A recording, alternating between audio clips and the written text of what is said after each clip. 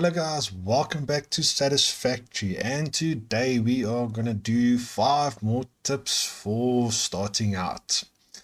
So in the last 5 tips we did this little platform here and we explained about power, managing and all that type of stuff. Today we are gonna look at 5 more tips around gameplay. So to start off with, we'll look at some of the main key presses that you can use to help you quickly build stuff, and then we'll move into some of the other mechanics of the game as well. So off to the first tip. Tip number 1 is to use your hotbar. If you look right down at the bottom, you will see my 1, 2, 3, 4, 5, 6, 7, 8, 9 is all selected with something that I can actually build instantly. If I hit my 2, instantly I have foundation. 3 gives me my conveyors. 4 is another type of foundation, and so forth. Now this comes in handy when you're doing certain builds. Let's say you want to do quite a big section.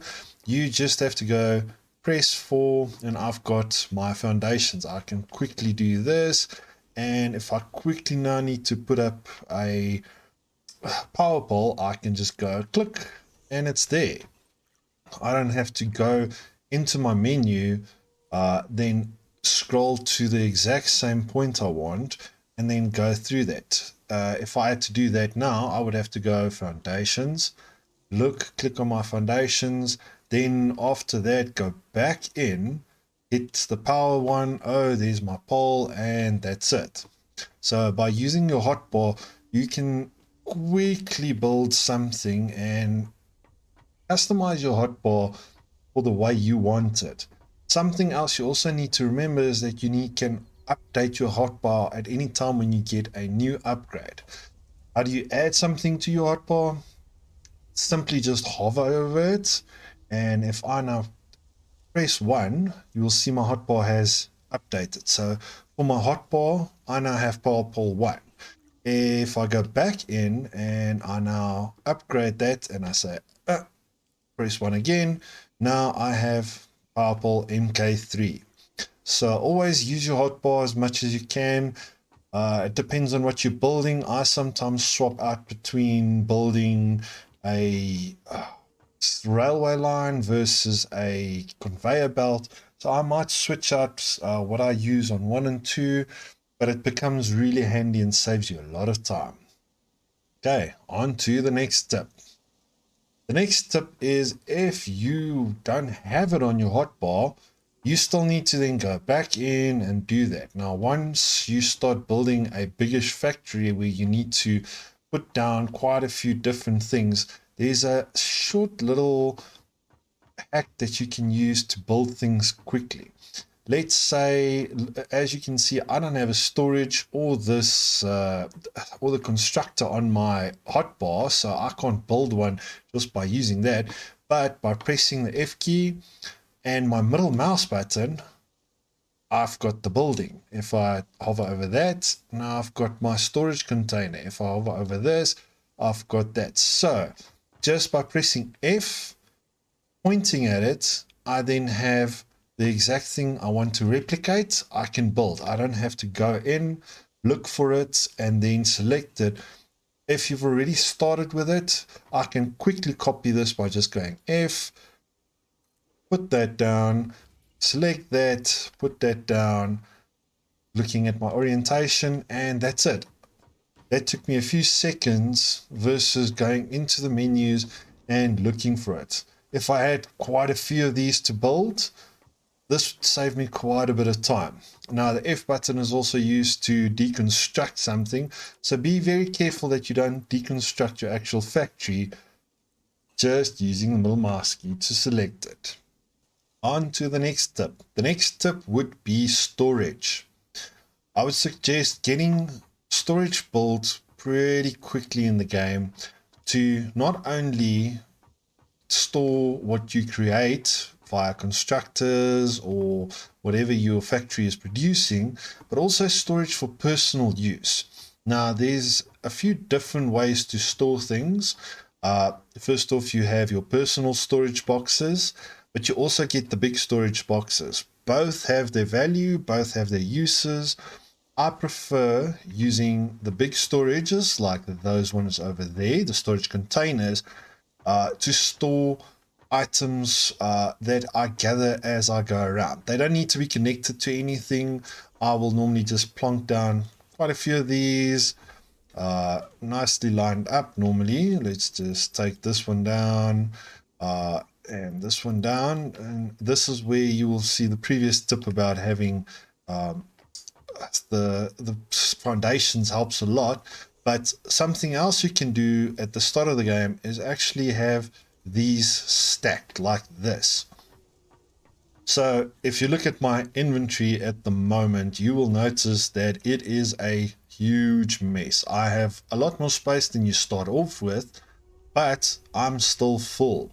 So having these in a designated area where you can just quickly put all your stuff in by shift clicking and adding them over, you can then have all your everything that you gather, all the special parts that you need, you can add to these storages. Now you get another type of storage, which is the personal storage. These are used in a different way by me for any items that are generated in the world, normally be it by my constructors, mining, picking it up. You get quite a few other items throughout the game. Those are stored in these. But that also, you have these, which is a personal storage box. So these personal storage boxes take up quite a bit less space than these and can be placed in different areas. This also leads me into my next tip. The next tip is backup gear.